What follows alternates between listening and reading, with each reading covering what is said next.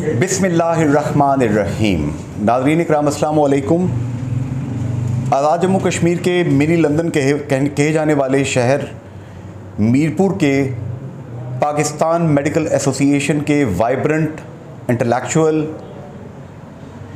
Having the brain of new ideas, innovative ideas, doctor Raja Ejaz मेरे मेहमान हैं। डॉक्टर साहब अस्सलाम वालेकुम। वालेकुम अस्सलाम सर। डॉक्टर साहब, बड़ी टर्बुलेंस है और बड़ी इस वक्त डॉक्टर्स के अंदर, पेशेंट्स के अंदर, कम्युनिटी के अंदर एक खलफशार है।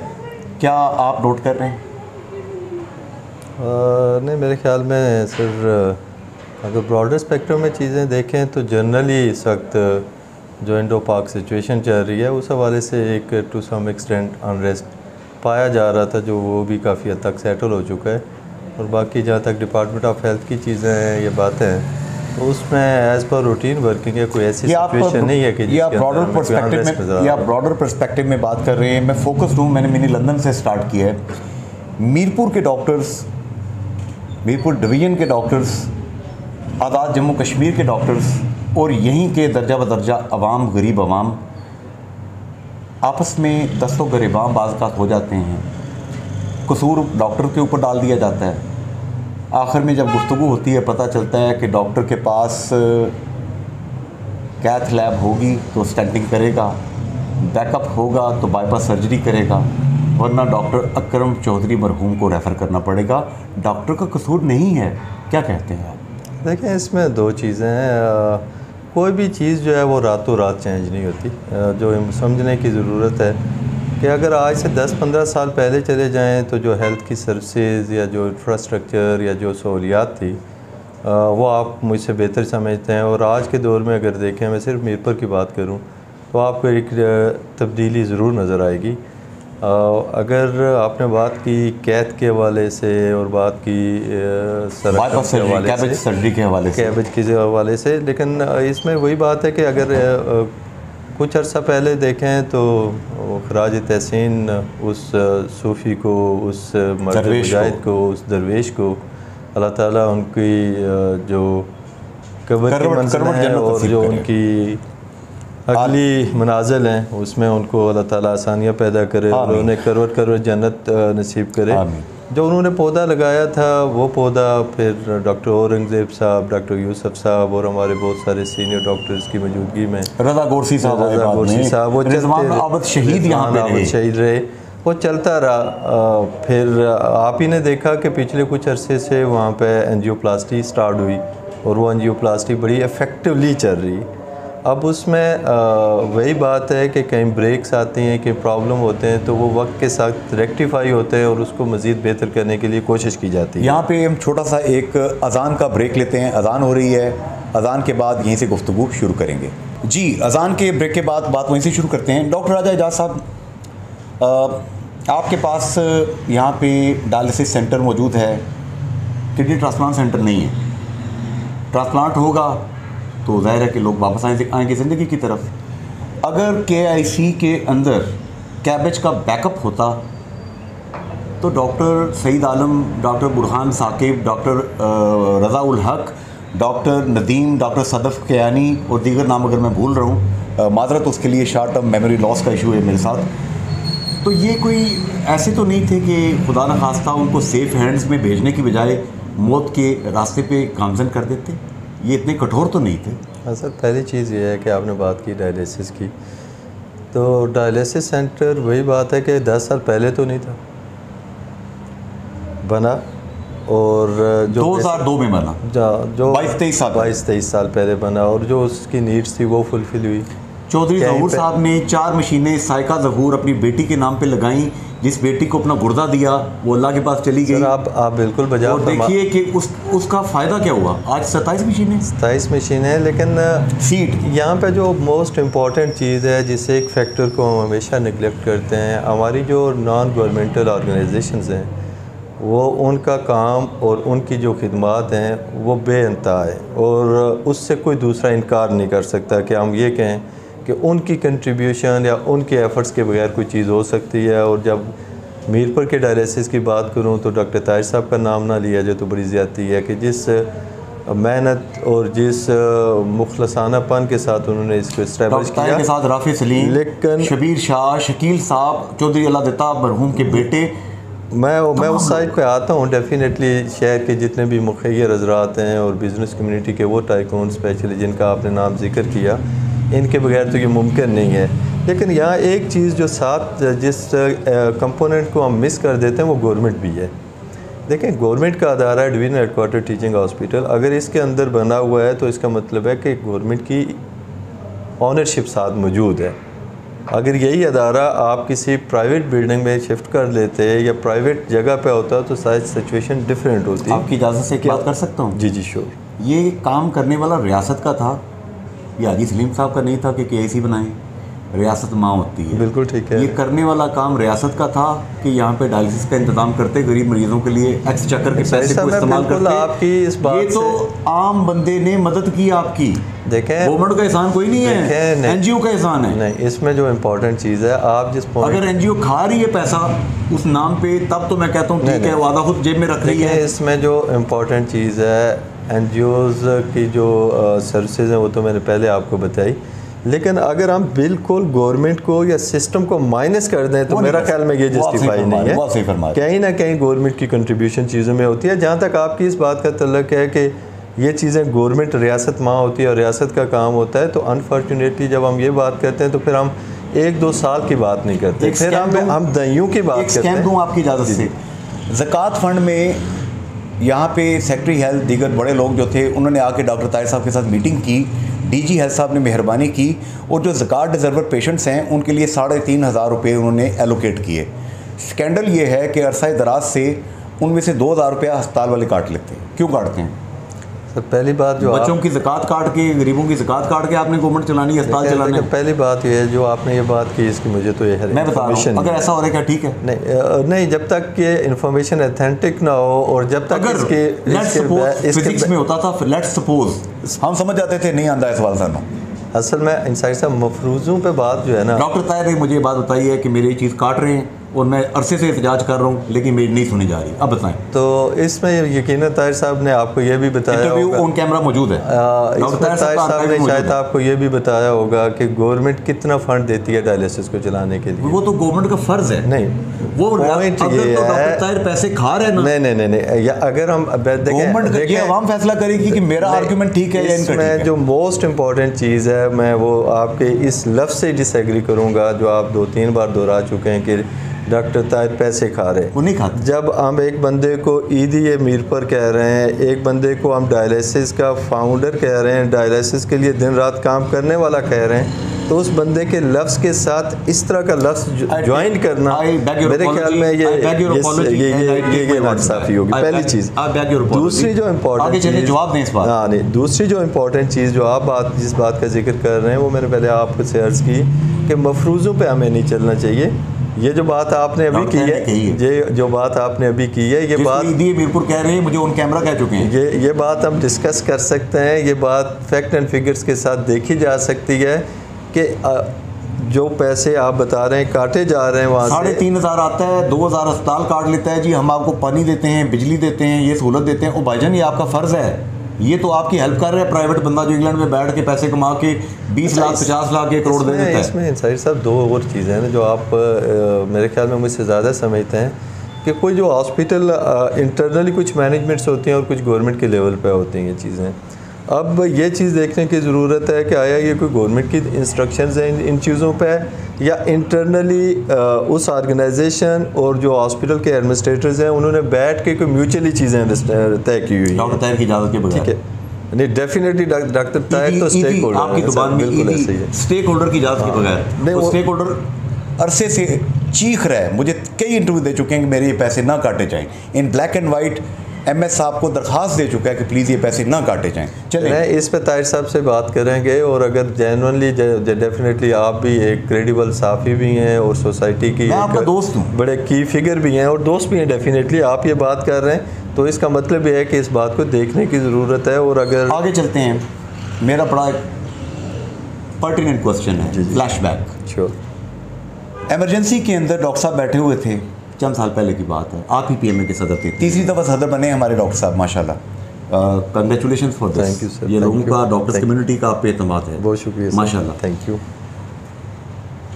एक डॉक्टर साहब के साथ किसी मरीज़ की कोई लवाकिन की कोई आपस में कोई मिसअंडरस्टैंडिंग हुई और डॉक्टर साहब पे तशद्दुद किया गया, आप लोगों ने एहतजाज किया और गालबन ये साथ ही जिस कमरे में इंटरव्यू कर रहे हैं इससे चंद कदम के फासले पे मेस है, डॉक्टर्स मेस, जहाँ चाय वाय पीते हैं, वहाँ पे कोई सियासी लोग आए और आप लोगों ने कशादा दिली का मुजाहरा करते हुए मार खाए हुए डॉक्टर के कंसेंट से उनको मुआफ़ कर दिया। ठीक हो गया। क्या आपको एक प्रेसिडेंट सेट नहीं करना चाहिए कि डॉक्टर्स पे हाथ उठाना ऐसे ही है जैसे अपने वालिद पे हाथ उठा दिया? बिल्कुल, आपने बड़ा अच्छा पॉइंट जो है ना वो हाईलाइट किया है। पहली चीज़ ये है कि जिस इंसिडेंट को आप कोट कर रहे हैं, याद होगा वो मुझे बिल्कुल, देखें ना मैं मौजूद था, लेकिन जो थोड़ा सा मार पड़ने का अंदाज़ है वो ज़रा एग्जेजरेटेड है। हाथापाई और जो बद इखलाकी जो हमारी सोसाइटी का एक अलमिया बनता जा रहा है, वो आप किसी भी डिपार्टमेंट में जाएं तो ये आपको फेस करना पड़ता है। वो हुआ और होने के बाद जब वो सिचुएशन को डिफ्यूज़ किया गया और जो माफ़ीनामा हुआ और जो चीज़ें चली, तो बेसिकली देखें इसमें जो मोस्ट इम्पॉर्टेंट चीज़ है वो लेजिस्लेशन है। ये इंसिडेंट वो आप एक कोट कर रहे हैं, मैं 20 को कोट कर सकता हूँ, उसके बाद भी हुई। इसमें फिर टू वे ट्रैफिक है। मुजफ्फराबाद में मतलब शीशे तोड़ दिए, हॉस्पिटल की करोड़ों की आप अक्रॉस द एजे के अगर देखें तो आपको इस तरह के इंसिडेंट मिलते हैं, लेकिन इसके लिए जो मोस्ट इम्पोर्टेंट है, को मारा, इसके लिए जो मोस्ट इम्पोर्टेंट चीज़ है वो लेजिस्लेशन है सर। और वो हुकूमत वक्त से हम पहले भी मुतालबा करते रहे और आज भी मैं ये बात कहता हूँ है 2021 में सरदार अब्दुल क़यूम खान नियाज़ी साहब, मैं अक्सर इंटरव्यू करता हूँ, वो भी आपके दोस्त थे।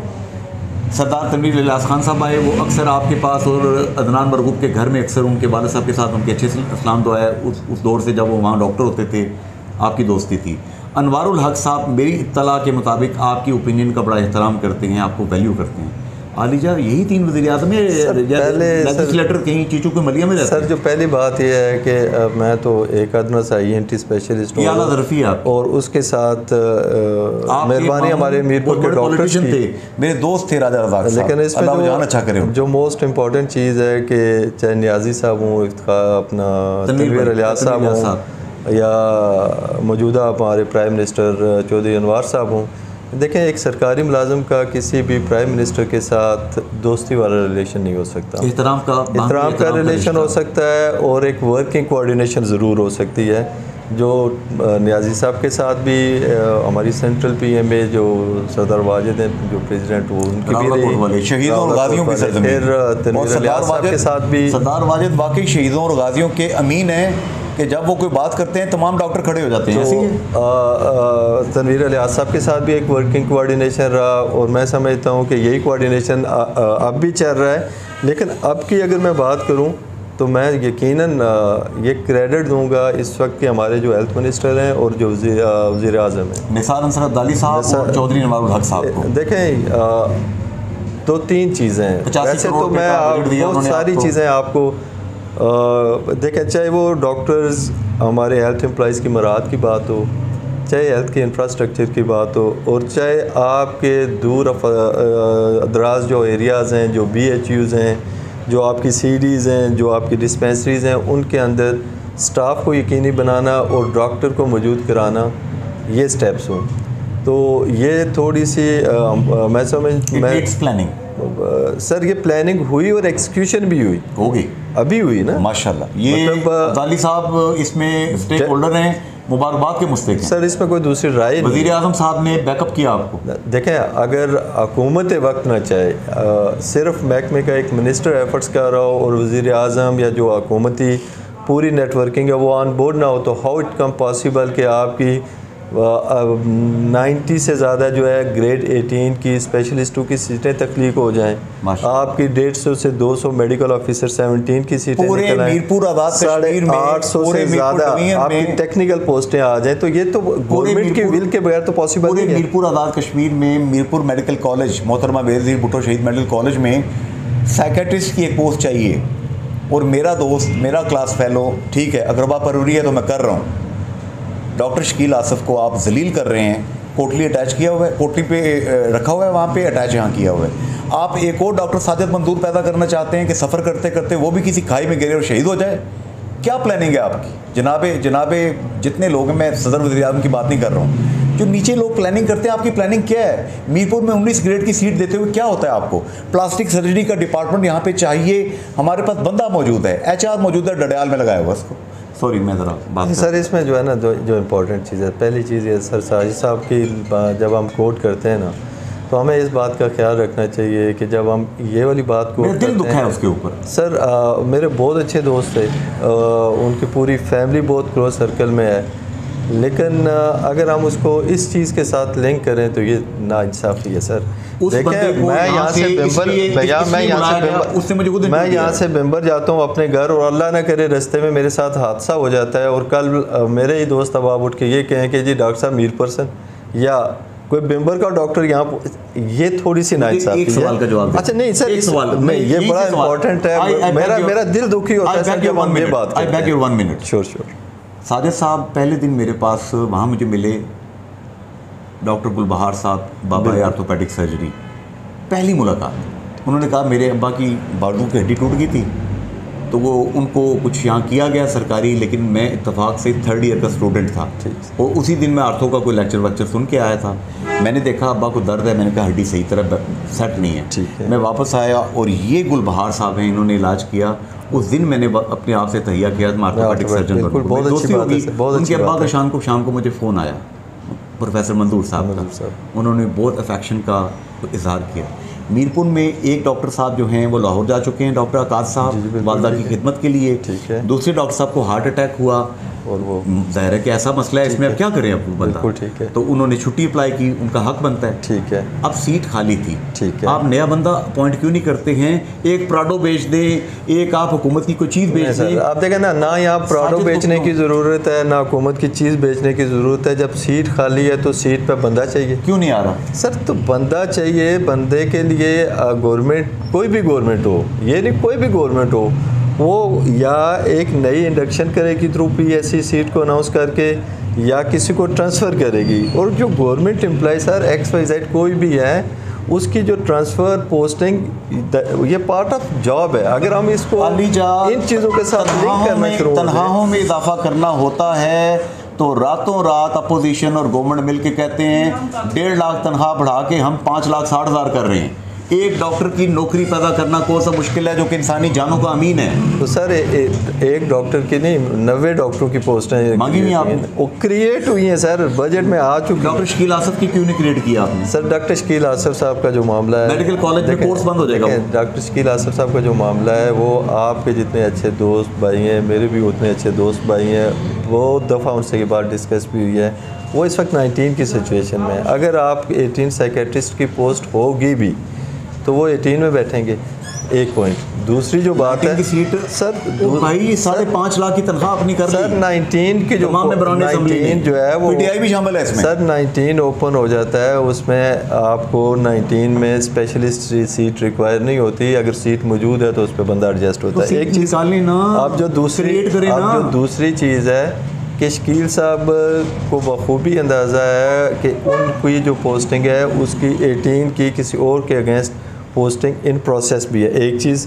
दूसरी चीज़ ये है कि जहाँ तक उनका जो आपने उनकी सफरिंग का बताया, तो मैं बिल्कुल उस सफरिंग में उनकी इस बात की तायद भी करता हूँ कि ये नहीं होना चाहिए। और दूसरा, उनके लिए वो इनपुट हमेशा डाली है कि जब भी वो इस तरह की सफरिंग में गए वो कहीं ना कहीं सेटल हो। आप जनाजे में मौजूद थे भाई डॉक्टर साजिद मंजूर शहीद के, मैं आपके गमज़दा चेहरे भी देख रहा था, आंसू भी देख रहा था। मैंने शहजाद शेख मरहूम के जनाजे में भी आपको रोते हुए देखा है। शहजाद शेख मेडिकल ऑफिसर की हैसियत से ही शहीद हुआ। थोड़ा जज्बाती हो गया मैं। अगर यहाँ पे आर्थोपेडिक सर्जन यहाँ पे सीट क्रिएट कर दी जाती, मैं होता वही है, साजिद मंजूर साहब की ज़िंदगी इतनी थी, ठीक है, वो चले गए। आपने निसार अंसर अब्दाली साहब की तकरीर सुनी थी जो जनाजे में? जी बिल्कुल सुनी थी।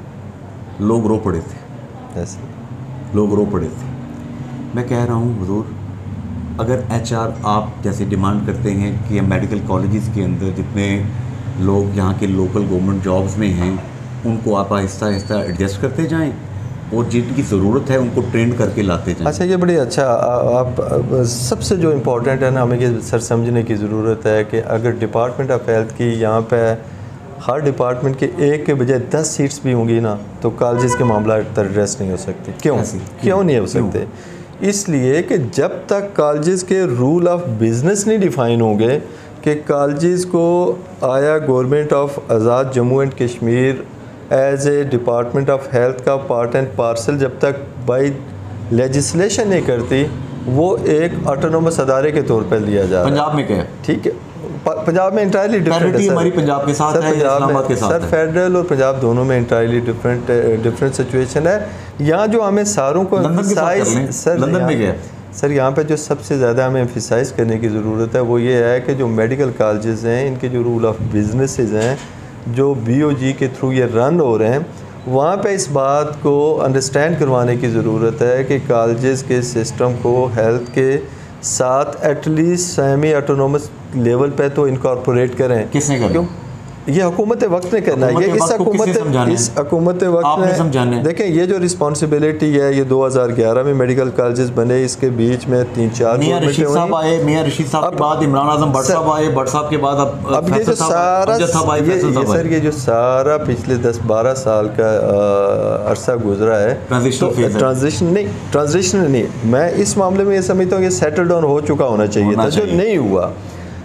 इसके लिए डेफिनेटली चक्कर का लगा। देखें, इसके लिए डेफिनेटली हमारी भी एफर्ट्स हैं और being a media person, being a दोस्त, आपकी भी मुझे अंदाज़ा है कि कहीं ना कहीं एफर्ट्स होती हैं, और मैं ये ज़रूर कहूँगा कि ये एफर्ट्स जारी रखें to the sustainability of the medical education in AJ. अलीजा, मुझे तारक नकाश साहब जो कि national central press club Muzaffarabad के प्रेसिडेंट रहे हैं, डॉन में लिखते हैं, डॉन TV के अंदर बात करते हैं, उन्होंने जब मुझे खबर ब्रेक की आज से चंद साल पहले कि फार्चूनर गाड़ियाँ ली जा रही हैं सियासतदानों के लिए, मैं जनरलाइज बात कर रहा हूँ, इस हुकूमत की बात नहीं कर रहा, ना पिछली हुकूमत की, किसी और मुल्क की चले बात कर रहा हूँ।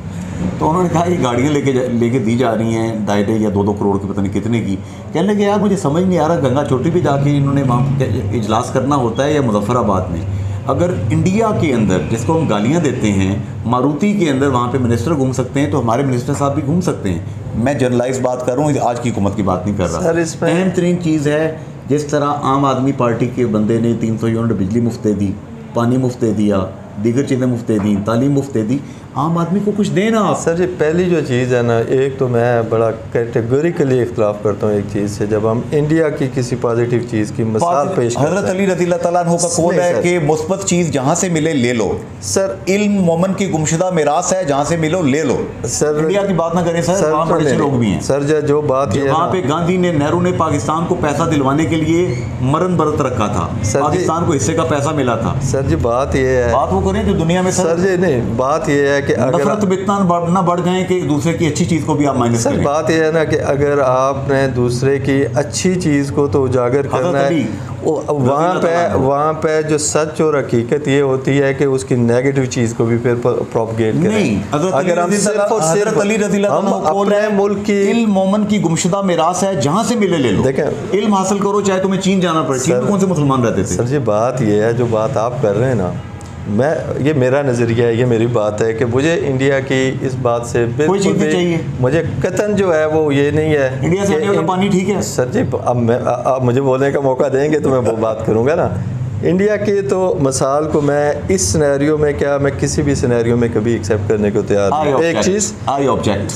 दूसरी जो इम्पोर्टेंट चीज़ है, देखें, मेरा काम है हेल्थ से रिलेटेड बात करना, मेरा काम है। हमारे पाकिस्तान से लोग हेल्थ, अब इंडिया में जाके हुकूमत वक्त मर्सिडीज लेती है, क्यों जाते थे? हुकूमत वक्त क्यों जाते थे, बताएं, जवाब दें। सॉरी, क्या बात? हमारे यहाँ से बच्चे इंडिया जाते थे जिनकी सर्जरीज वहाँ मुफ्त होती थी, कार्डिक सर्जरीज, क्यों जाते थे? सर, कार्डिक सर्जरी कब इंडिया में मुफ्त हुई है वैसे? चले नहीं, थोड़ा सा एक्सप्लेन। ये कार्डिक सर्जरीज मुफ्त भी हुई हैं वहाँ पे, जो डोनेशन की बेस पे होती थी। मैं वो साफ़ी हूँ जो डॉक्यूमेंट की बेस पे बात करता हूँ।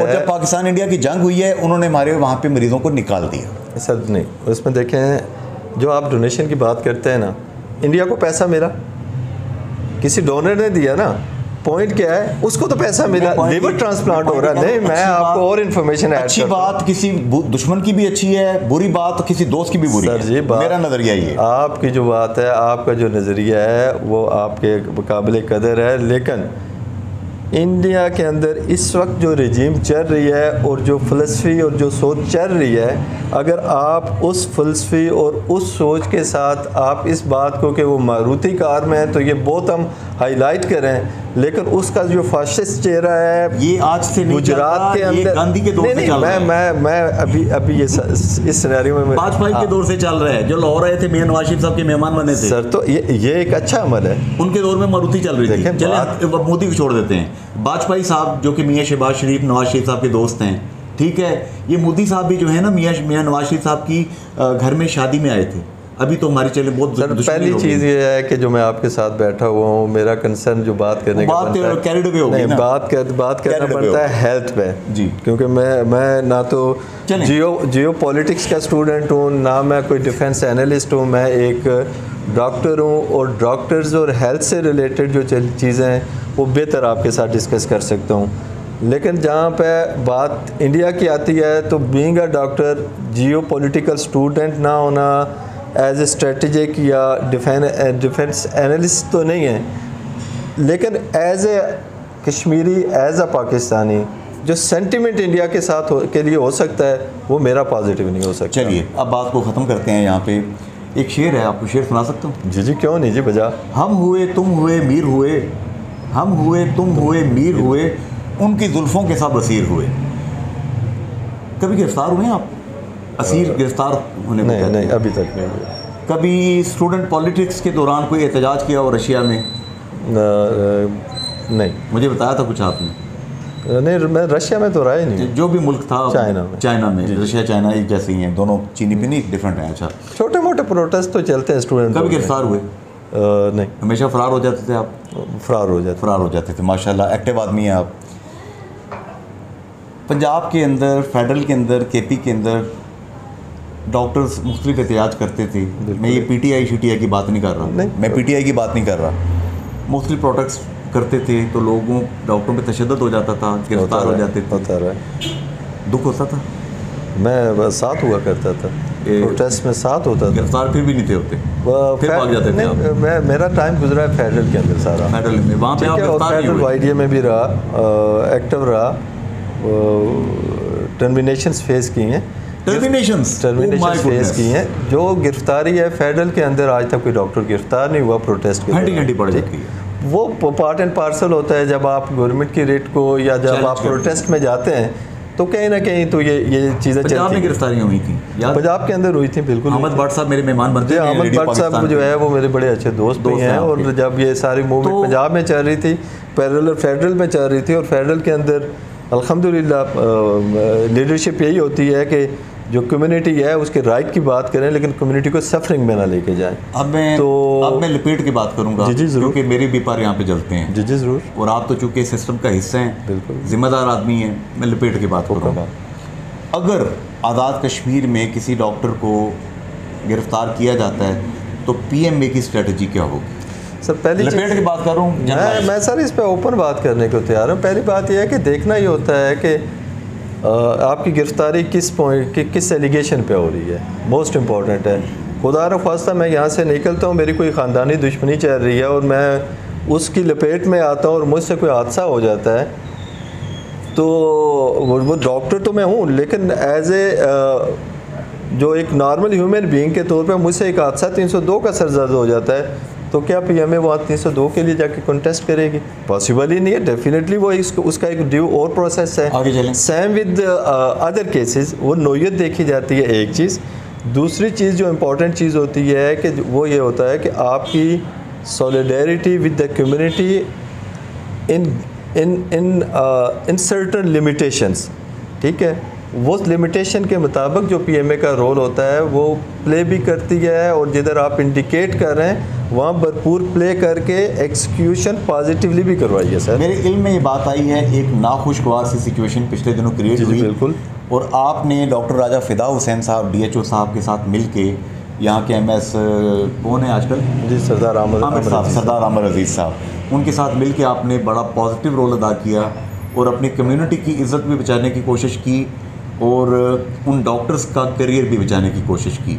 मैं चाहूँगा कि डॉक्टर से आप एड्रेस करें कि ऐसी लिमिट क्रॉस ना करें जिसे रेड लाइन कहते हैं। देखिए, जो पहली जो इम्पोर्टेंट चीज़ है जिस वाक़े का आप जिक्र कर, मैं लपेट के बात करूँ, छोड़ दें जो मैं ओपन हूँ सर इस मामले में, वो इसलिए है कि मैं चाहता हूँ नसीहत करें कि ऐसा काम ना करें कि आप इम्तिहान में पढ़ें। जो इम्पोर्टेंट चीज़ है वो ये है कि हेल्थ कम्युनिटी का कोई भी बंदा, चाहे वो डॉक्टर है, पैरामेडिक्स है, स्टाफ है, नर्सिंग है, वो गवर्नमेंट एम्प्लॉय है। गवर्नमेंट एम्प्लॉय की सर्टन लिमिटेशंस हैं, हदूद व क़यूद हैं, उनके अंदर रह के आपकी अपनी ज़ाती सोच का होना, आपकी अपनी ज़ाती जो आज़ादी राय का होना, वो काबिल एहतराम है। लेकिन मलहूज़ ख़ातर क्या रखना है कि आप गवर्नमेंट एम्प्लॉय हैं और एक गवर्नमेंट एम्प्लॉय की लिमिटेशंस क्या हैं।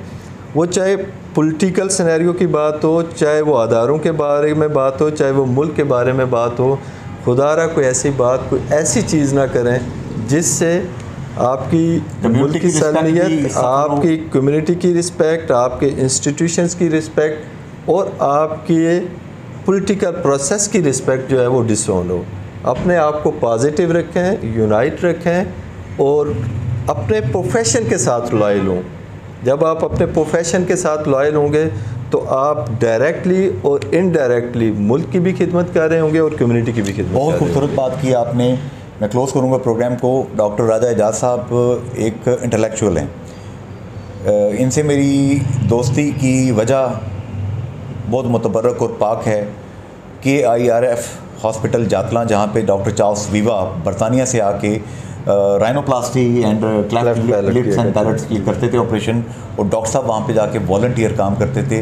पहली दोस्ती मेरी इनकी वहाँ पे शुरू हुई। बाद में हवाले बनते गए और दोस्ती मोहतरम से मोहतरम होती चली गई। ये मुझसे बहुत प्यार करते हैं और चाहते हैं कि मैं प्रॉस्परस हूँ। मैं कोई ना कोई बेवकूफ़ी करके अपने पैर पे खुद कुल्हाड़ी मारता हूँ, ये फिर मुझे संभालने की कोशिश करते हैं, हेल्प करते हैं। बड़े प्यारे आदमी हैं। इनके मामू मेरे दोस्त थे, राजा रज़ाक मरहूम, मुस्लिम लीग नून की तरफ से, खालिक के हकीकी से जा मिले, अल्लाह जहान अच्छा करे। ये इस वक्त बड़ी एक अहम सीट पे बैठे हैं, PMA का सदर। ये कोई छोटी मोटी सीट नहीं है। अगर ये एक एहतजाज की कॉल दे दें एक दिन के लिए कि डॉक्टर तमाम कलम छोड़ दें, तो लाखों मरीज़ों की ज़िंदगियाँ ख़तरे में पड़ जाती हैं। खुदारा इनको इम्तिहान में ना डालें। आखिरी बात सर, प्रोफेसर कब बनेंगे आप? कितना टाइम जब ड्यू प्रोसेस कंप्लीट होगा? वक्त रहता है वो? टाइम बार होती है ना? रहता है अभी सर, साल डेढ़ साल तो अभी एक्सपीरियंस को रहता है। और अगर आपकी और रिक्वायरमेंट्स होती हैं वो भी फुल साल एक तक हो जाएगा। बस साल डेढ़ साल बाद सुने हैं कि आप तरक्की कर लेंगे प्रोफेसर कर बन के। सर तरक्की हर बंदे की ख्वाहिश होती है, लेकिन ख्वाहिश को कभी भी जो है वो अपने जो हकीकत के साथ जो है ना मुंसलिक रखना चाहिए, ना कि दीवानगी बना लेनी चाहिए। तो मेरी ख्वाहिश है कि आप आज़ाद कश्मीर में जो 3 मेडिकल कॉलेजेस हैं, इनमें से किसी एक के प्रिंसिपल बन जाएं। मेरी ख्वाहिश है पूरी कर सकते हैं सर। देखें, मुजफ्फराबाद के बन जाएं, रावलाकोट के बन जाएं। पहली चीज़ इंपॉर्टेंट ये है कि सर जब जो कोर्स है, जो एक प्रोसेस है वो कंप्लीट होता है, और कंप्लीट होने के बाद ज़ाहिर है एज ए प्रिंसिपल लगने के लिए एक प्रोसेस है। वो प्रोसेस का जब आप एलिजिबल होते हैं एज़ पर PMDC तो आप अप्लाई करते हैं, और अगर जो बोर्ड है, जो गवर्नमेंट है, वो आपकी सूटेबिलिटी को जज करती है और वो अपॉर्चुनिटी मिलती है, तो डेफिनेटली हर बंदे की ख्वाहिश होती है। लेकिन अभी इस वक्त मैं इस ख्वाब को देखूं, ये एक तो कबल इस वक्त है और दूसरा ये हकीकत के करीब नहीं है। चलिए, ख्वाब देखने में लेकिन कोई पाबंदी नहीं। हज़रत अल्लामा इकबाल हकीमुल उम्मत, पाकिस्तान का उन्होंने ख्वाब देखा। पाकिस्तान बनने से 10-11 साल पहले खालिक के हकीकी से जा मिले। अल्लाह आपको ज़िंदगी दे, और जो ख्वाब मैं देख रहा हूँ वो कम से कम मेरी ज़िंदगी में आप पूरा कर दें। आप प्रिंसिपल बनेंगे तो मैं आपका दोस्त हूँगा। नहीं भैया, देखें माशरे में मेरी भी इज्जत होगी। दोस्तों की जब नेक ख्वाहिशात होती हैं और एफर्ट्स होती हैं तो डेफिनेटली चीज़ें पॉजिटिव डायरेक्शन में जाती हैं। अभी हमारे दोस्त यहाँ मीरपुर में मेडिकल कॉलेज के प्रिंसिपल हैं डॉक्टर फैसल साहब। मेरे बड़े भाई भी हैं, बड़े डिपार्टमेंट के भी हेड हैं, और उनसे जो सिलसिला दोस्ती है वो तकरीबन 2007-8 से है। एक और शेर सुनाऊं जी। हकीमुल उम्मत फरमाते हैं, नहीं तेरा नशेमन कसरे सुल्तानी के गुंबद पर, तो शाही है बसेरा कर पहाड़ों की चट्टानों में। तो आपको रावलाकोट भेजें या मुजफ्फराबाद? सर देखें, बात यह है कि as a government employ government की विल एंड विश होती है, हमें एज ए मुलाजम जो है वो सर्व करना होता है। आपकी नहीं होती? नहीं, मैं इससे अगली मुंसलिक एक बात करने लगा हूँ। हमारी विल एंड विश जो है वो ज़रूर हो सकती है और उसके लिए हम एफर्ट्स भी करते हैं। देखें, बात यह है कि मैं हमेशा ये कहता हूँ कि ये जो दो शोबे हैं ना, हेल्थ और एजुकेशन, इन दो शोबों के अंदर प्रेफरेंस गवर्नमेंट की ये होनी चाहिए, डॉक्टर या टीचर की नहीं होनी चाहिए कि मैंने अपने डिस्ट्रिक्ट में रहना या मैंने अपने डिवीजन, ये गवर्नमेंट की होनी चाहिए। बहुत खूबसूरत बात to ensure a good and quality education provide, ताकि वो प्रोवाइड कर सकें और सेम विद द हेल्थ। बहुत ज़बरदस्त। एक टीचर अगर प्राइमरी, मिडिल या इंटर का टीचर आप बिम्बर से उठा के उसको नीलम में लगा देंगे तो वो बेचारा अपने गिवन रिसोर्सेज के अंदर वो दिलजमी से काम कर ही नहीं सकता। प्रैक्टिकली पॉसिबल नहीं है, थ्योरेटिकली हो भी रहा है और होता भी रहेगा। सेम विद द डॉक्टर है। हम अक्सर ये रोते हैं कि जी हमारा फ़लाँ जो स्टेशन है वो खाली रह जाता है, कोई नहीं जाता जी फ़लाँ स्टेशन। तो मैं ये पहले भी मुतअद्दिद दफ़ा कह चुका हूँ कि हम ये पॉलिसी क्यों नहीं डिफ़ाइन कर लेते कि एटलीस्ट जो हमारे AJK के मेडिकल कॉलेजेस हैं उनके अंदर कोटा है, नीलम का भी है, लीपा का भी है, पूरे AJK के 10 के 10 डिस्ट्रिक्ट्स का है। 10 फूलों का गुलदस्ता है। तो हमारे कश्मीरी में जो बच्चे यहाँ से फारूक हो रहे हैं उनको आगे ट्रेनिंग के लिए भी नंबर रिक्वायर होते हैं। अगर वो अपने ही तहसील के जहाँ से वो सीट लेके मुजफ्फराबाद पढ़ें या मीरपुर पढ़ें, साल 2 साल वहाँ सर्व करें, तो एक तो उनको आगे ट्रेनिंग मिलना आसान हो जाती है क्योंकि उसके ट्रेनिंग पॉलिसी में नंबर है। दूसरा, वो बेहतर तरीके से अपने उस एरिया में सर्विस दे सकते हैं। लेकिन यहाँ प्रॉब्लम क्या है, ये वो कब करेंगे? जब गवर्नमेंट की रोटेशन बेस्ड पॉलिसी होगी कि जो डॉक्टर जब इनका एनुअल एग्ज़ाम फाइनल ईयर से फारूक होते हैं, औजाब से निकलते हैं, तो वो ऑटोमेटिकली वो कॉन्ट्रैक्ट हो, वो हड़ाक हो, उस पॉलिसी को रिव्यू कर लें। आखिरी बात, आपका सोल्यूशन भी हो जाएगा, आपका बच्चा बैठेगा भी। और डॉक्टर्स के मैं सबसे ज़्यादा इंटरव्यू मैं ही करता हूँ। जी जी। मामू डॉक्टर अब्दुल अजीज़ अंसारी मरहूम DHO रहे, फिर पैरामेडिकल इंस्टीट्यूट के यहाँ पे डायरेक्टर रहे, DG हेल्थ डॉक्टर अकरम चौधरी मरहूम जो थे, वो मेरे मामू 1-2 दिन सीनियरिटी जूनियरिटी का डिफरेंस था। दोनों अब अल्लाह ताला के पास हैं, अल्लाह दोनों का जहान अच्छा करे। मेरे दिल में दर्द आप लोगों के लिए है। मैं देखता हूँ आपको जॉब करते हुए 36 घंटे जब एक हाउस ऑफिसर स्ट्रेट जॉब करता है, उसकी मिजरी क्या होती है, उसकी नींद कैसे पूरी नहीं होती, मैं जानता हूँ। सोसाइटी में ये बात आजकल फैलाई जा रही है सोशल मीडिया पे कि डॉक्टर जनाब डाकू हैं, लुटेरे हैं, ये यहाँ से पेशेंट को रेफ़र करके प्राइवेट अस्पताल ले जाते हैं, वहाँ जाके ऑपरेशन कर देते हैं, लाख रुपये 2 लाख रुपये ले लेते हैं, इनकी ऐसी की तैसी। मेरा दिल दुखता है इस पर, इसका जवाब दें। सर, पहली बात यह है कि मैं जो आपके सेंटीमेंट हैं वो समझता हूँ, इसलिए कि आप इस कम्युनिटी के साथ क्लोजली इंटरेक्शन में रहते हैं तो आप अंडरस्टैंड करते हैं कि हकीकत क्या है। दूसरी बात कि जब मैं शुरू में यहाँ आया था तो दिल कुटता भी था और परेशानी भी होती थी, अब नहीं होती। अब मैंने ये फ़ील किया है कि जो AJK की क्लोज़ कम्युनिटी है, यहाँ के अंदर जो कम्युनिटी का रवैया है वो हेल्थ नहीं किसी भी डिपार्टमेंट के साथ ठीक हो ही नहीं सकता। जब ये एक्सेसिबिलिटी जो है आपकी, आप एक दिन में अगर आप चाहें तो अपने पटवारी से लेके अपने प्राइम मिनिस्टर को मिल के रात को आप अपने घर हो सकते हैं। ये एक पॉजिटिव एस्पेक्ट भी है लेकिन नेगेटिव भी है। पॉजिटिव ये है कि आपके लिए ये हाउसेज ओपन है, पब्लिक की एक्सेस है अक्रॉस द जो ऑफिस हैं। नेगेटिव ये है कि फिर क्या होता है कि छोटी सी छोटी बात जो बंदा अब घर बैठ के परसीव करता है वो डिलीवर बगैर तहकीक के करना शुरू करता है, वो प्राइम मिनिस्टर लेवल तक पहुंच जाती है। डॉक्टर अहमद नईम और पीछे उसकी हकीकत नहीं होती। डॉक्टर अहमद नईम नुकसान क्या होता है कि क्या पैदा होता है। डॉक्टर अहमद नईम कियानी की मैं बात करूंगा, सबसे ज़्यादा उन्होंने खुद मुझे डेटा प्रोवाइड किया कि मैं सबसे ज़्यादा सर्जरीज मैं करता हूँ। वो एक मुहावरा है ना, no work no mistake, lot of work there could be some mistake. और ये इंसानी एक मतलब है कि आप दुनिया थारी में डॉक्टर्स कोट करते हैं कि 5% इंसानी गलती हो सकती है, उसको आपने विक्टिम बना दिया, उठा के नीलम फेंक दिया। देखें सर, वो जो अहमद नईम कियानी साहब हैं ना, उनका वो मेरे बहुत अच्छे दोस्त भी हैं, बहुत अच्छे सर्जन भी हैं और बहुत अच्छी उनकी सर्विसेज भी। गलती है एक वाडी के साथ नहीं, दो डिफरेंट चीज़ें हैं। जो ट्रांसफ़र है वो एक डिफरेंट पहलू है, ठीक है। ट्रांसफ़र का अंदरूनी राय जो बता रहे हैं, उस मीटिंग में मेरा बंदा मौजूद था, हमारे एक बिग ऑफिसर की क्लास हो रही थी, वज़ीर सेहत ने पूछा क्यों चीज़ें आपसे हैंडल नहीं हो रही। उन्होंने एक और बिग ऑफिसर की मौजूदगी में कहा कि फ़लाँ डॉक्टर है वो मेरी बात नहीं मानता, वज़ीर साहब ने ऑर्डर जारी कर दिया, वो ऑर्डर रिवर्स होने वाला है। ऑर्डर जारी हो चुका है देखिए, इसका? पहली चीज़ ये है कि ये जो आपकी इन्फॉर्मेशन है, डेफिनेटली आप एक मुस्नद साफ़ी हैं, आपकी ये इन्फॉर्मेशन ठीक होगी। लेकिन जो इम्पोर्टेंट चीज़ है इसमें ये देखने की ये है कि जो आपने बात की कि कोई भी आप सर्जरी करते हैं ना, तो वो 5% नहीं, हर सर्जरी की जो कॉम्प्लिकेशंस होती हैं उसकी रेशो डॉक्यूमेंटेड होती है। आप स्पेशलिस्ट है, राइनोप्लास्टिक सर्जन है। मैं आपको जो जिस पॉइंट पे लाना चाह रहा हूँ, हर सर्जरी की कॉम्प्लिकेशंस होती हैं, पेचीदगीज़ होती हैं, उसके बारे में पेशेंट को और पेशेंट के अटेंडेंट को काउंसिल भी किया जाता है, कंसेंट भी होता है। तो ये पॉसिबल ही नहीं है कि कोई सर्जन पूरी लाइफ में उसकी सर्जरी से कॉम्प्लिकेशन हो ही ना, ये तो मुमकिन ही नहीं है, एक चीज़। जहाँ दूसरा जो अहमद नईम कियानी साहब की जो सर्जरीज़ की रेशो और जो उनका DHQ में काम है वो हॉस्पिटल नहीं, वो आप फ्यूचर कह रहे हैं, मैं तो हाल कहूँगा, इसलिए कि वो हाल में भी बड़ा अच्छा परफॉर्म कर रहे हैं और इंशाल्लाह करते भी रहेंगे। तो जो छोटी मोटी सोसाइटी से उन पे एलिगेशन लगती हैं वो हर दूसरे डॉक्टर पे लगती हैं, एक पर्टिकुलर पे नहीं है।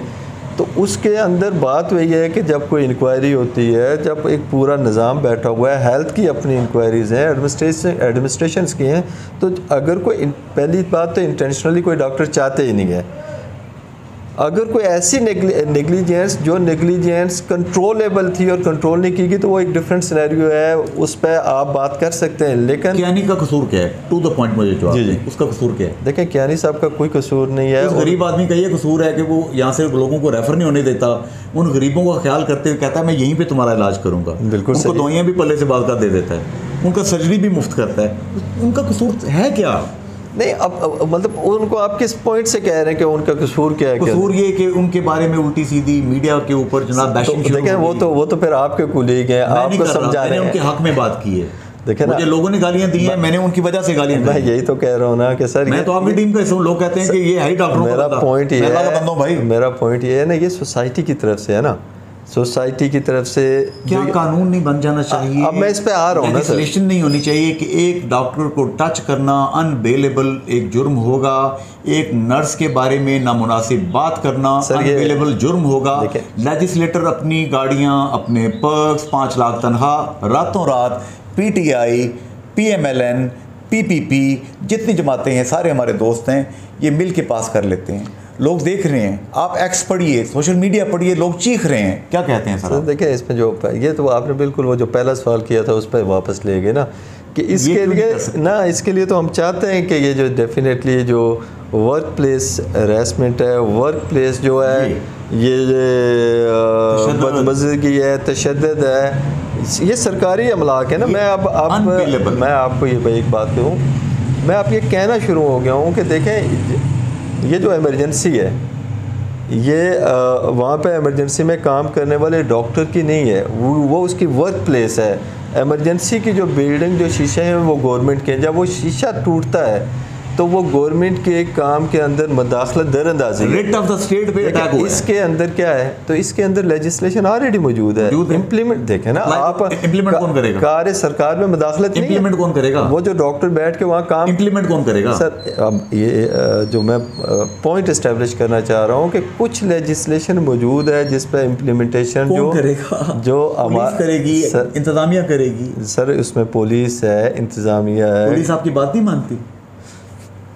सर, हमारे जितने भी केसेस हैं ना अभी तक सो फार, मतलब जो छोटे मोटे लड़ाई झगड़े के हुए, तो मैं तो ब्लेस्ड हूँ इस हवाले से कि चाहे डिस्ट्रिक्ट पुलिस हो, चाहे एडमिनिस्ट्रेशन हो, उन्होंने हमेशा ऑन किया। इंतहाई नेक आदमी है, हमेशा ऑन किया और चीज़ों को सॉल्व किया। DC डिप्टी कमिश्नर यासर रियाज साहब इंतहाई पॉजिटिव आदमी हैं।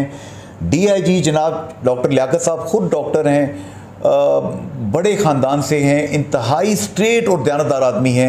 SSP खावर अली शौकत, उनसा नीट एंड क्लीन बंदा कोई नहीं है। फिर आखिर कौन से लोग हैं जो डॉक्टर को विक्टिम बनाना चाहते हैं? सबसे आखिरी बात, अब दूसरी साइड पे आ जाते हैं। अगर क्लैश ऑफ इंटरेस्ट के तहत साबित हो जाता है कि इस डॉक्टर ने, इस नर्स ने, इस पैरामेडिक ने एक गरीब आदमी के साथ ज़्यादती करते हुए उसको प्राइवेट अस्पताल में रेफ़र किया, हालांकि सरकारी अस्पताल में उसका मुफ्त इलाज हो सकता था, उसकी सज़ा क्या होगी? अपनी सज़ा खुद तजवीज़ करें। ये बहुत मज़े की आपने बात की, और मैं समझता हूँ कि मैं कोई अथॉरिटी नहीं हूँ इसमें सज़ा तजवीज़ करने की, लेकिन जो रूल एंड रेगुलेशन के मुताबिक मैक्सिमम प्लेंटी है वो, और अगर ये इस तरह की कोई चीज़ साबित होती है तो आप एज ए ऑर्गेनाइजेशनल हेड मुझसे पूछेंगे, तो जो वो सज़ा होगी वो ना सिर्फ वो इंडोज होगी बल्कि उससे बढ़ के हम कोशिश करेंगे कि उस बंदे को मिसाल बनाए ताकि कोई दूसरा नेम्ड एंड शेम्ड, यस, ताकि कल कोई दूसरा जो है वो बंदा इस तरह की हरकत ना करे। बहुत खूबसूरत बात की आपने डॉक्टर साहब, आपके कीमती वक्त का शुक्रिया। डॉक्टर साहब कोई 100-125 बंदों की ओपीडी करके आए हैं। मैंने दरख्वास्त की, मेरी दरख्वास्त पे इन्होंने मुझे वक्त दिया, मैंने इंतहाई सख्त बातें पूछी हैं, मैंने कोई सवाल इनके साथ पहले शेयर नहीं किया जो पब्लिक कह रही है, पब्लिक के दिल में है, मैंने वो बातें इनसे की हैं। अगर मज़ीद कोई सवाल पैदा होते हैं मैं इनसे फिर वक्त मांगूंगा। He is very kind to me. इतना मैं बता दूं, यहाँ पे एक बंदा पिछले दिनों फोत हुआ, 40-50 अरब रुपये उनकी वर्थ थी। सैगल ख़ानदान, उनके सरबराह फोत हुए, खरबों में उनकी वर्थ थी। मिट्टी के अंदर इंसान अकेला जाता है, अपने अमल लेके जाता है, और अल्लाह के यहाँ जवाब देते हुए अमल ही काम आएगा। अमल से ज़िंदगी बनती है, जन्नत भी जहन्नुम भी। ये खाकी अपनी फितरत में न नूरी है न नारी है। फ़ी अमान अल्लाह, हाफ़िज़, गुड बाय, थैंक यू।